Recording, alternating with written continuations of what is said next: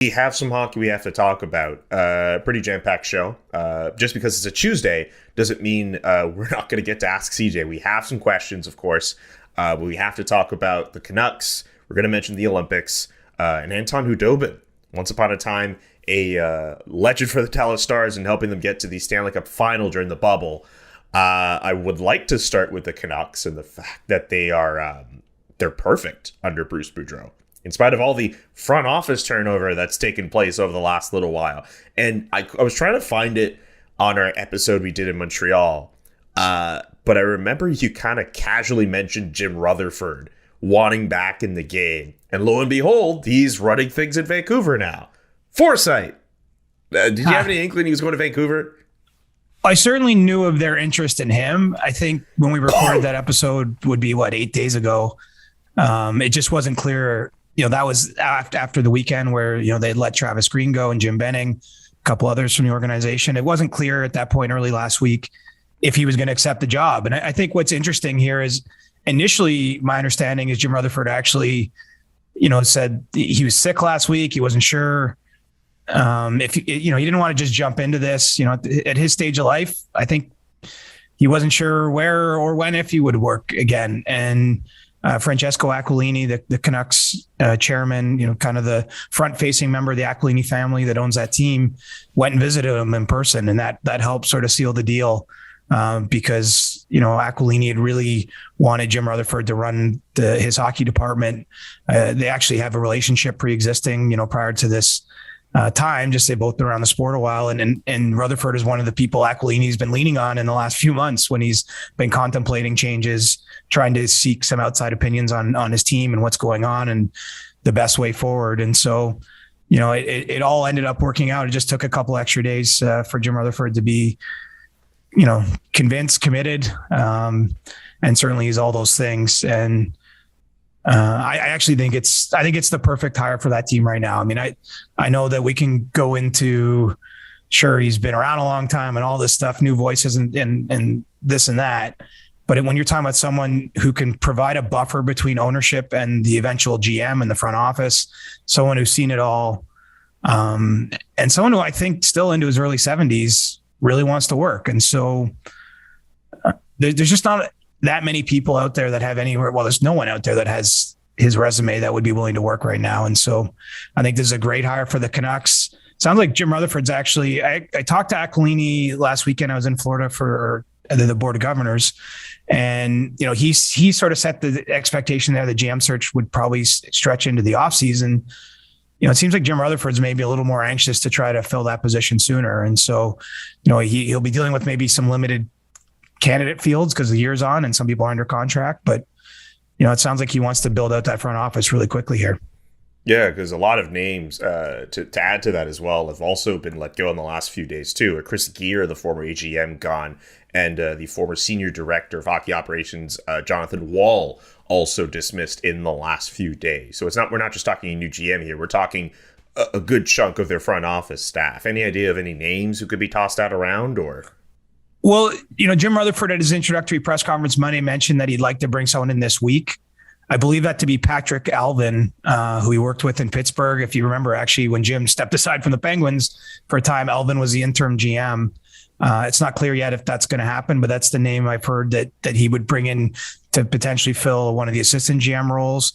But you're right. He's building out a front office. It's not just a GM. I would expect there could be another assistant GM beyond that. We know the Sedins are involved there.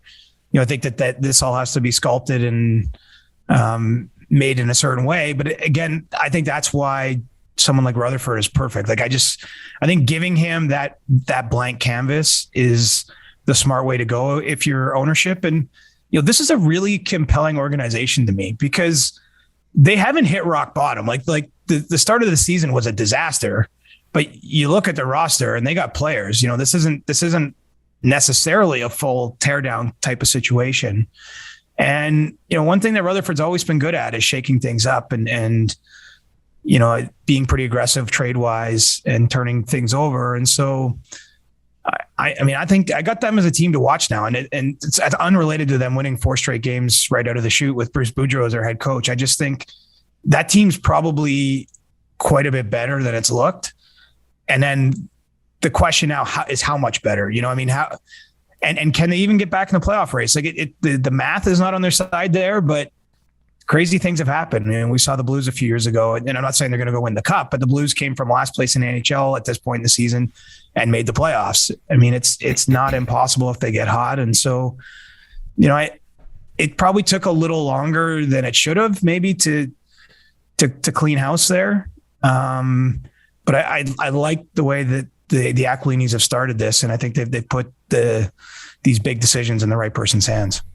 Yeah, I was going to touch off on the fact that Bruce Boudreau has his team winners of 4 straight. And there was like one funny clip I saw over the weekend where I forget which player on the Canucks was like walking through the tunnel and he starts saying, "Bruce, there it is." And Bruce Boudreau's just completely annoyed. He's so annoyed at it. But it seems like they're, I mean, I don't know what your insights are on it, but it seems like they're a bit of a different team. They are getting that, new coach bump, and they're getting some wins together.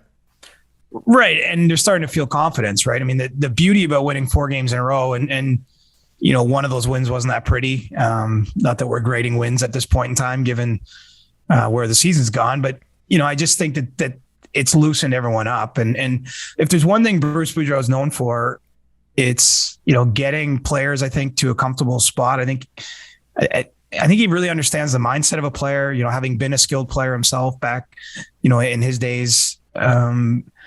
I think that he's a good confidence builder for his team. I don't think he's as hard on them. Maybe a tough way to say it. I'm not saying he gets walked all over by the players either, but I think he can find a nice line there for confidence. And I mean, that team had to be missing. I mean, they underperformed by such a wide margin for 20 games. I don't think it's because Travis Green's a bad coach per se either. Like I expect Travis will find another job, and I expect him to do a good job. I think he did a good job in Vancouver for most of the time, but maybe it just had run its course this year because the team wasn't responding to him and it wasn't going well. But I think Bruce is the kind of guy to bring in on a short-term basis to see what you have there. And so I like the mix. What's interesting too is that Francesco Aquilini, mentioned to me that when we talked in Florida that he actually ran it by Jim Rutherford before, he knew if Rutherford was going to take the job. Like, would you be okay if I hired Boudreau? So he had already had the blessing because, usually you want to do these things in reverse order, but it's a little tough when you're in the middle of the season making the changes. You have games to play and all those types of things to deal with. That's really interesting. So it seems as if he had Jim Rutherford in the crosshairs for quite some time. I also wonder if he gave you any insight on why it took as long as it did to make some of the changes that he did. Because remember, a lot of these Canucks fans were starving for changes to be made in the front office and coaching. Well, I'd say it this way. He said he wanted to give, he was trying to delay it in case there was a turnaround. Like, I think he believed the team was better than it was showing. But, I think he wanted to be fair to everyone. And so, like, it's really easy on the outside. And look, this is our job, essentially, Julian, to second guess decisions like this. But I think it's easy to just be like, oh, he should have done this and this and that. I mean, he had to line up his ducks too, in terms of figuring out who to hire, convincing, in this case, I think Jim Rutherford, or making Jim Rutherford comfortable with the opportunity that was on the table. And so I think that explains why it got to the point it was. But, he did recognize that, he recognized it was time finally, the early December. And so maybe it was a little late, but, as they say, the best time to plant a tree was 20 years ago, and the second best time is right now. So, eventually he got to where right now came around. And I think that as I say, I give him credit for how he's brought this together. And I think he's put his organization quickly in a spot now where it can start to thrive. What was that analogy about planting trees? The best time to plant trees was 20 years ago? Yeah, I Who think came up with that? I think it might be like a Chinese sort of something from history. The idea is, like, you can always look back and say, I should have invested in this stock whenever. But the second best time to act is now, once you see the path forward. And I like that. I like that idea.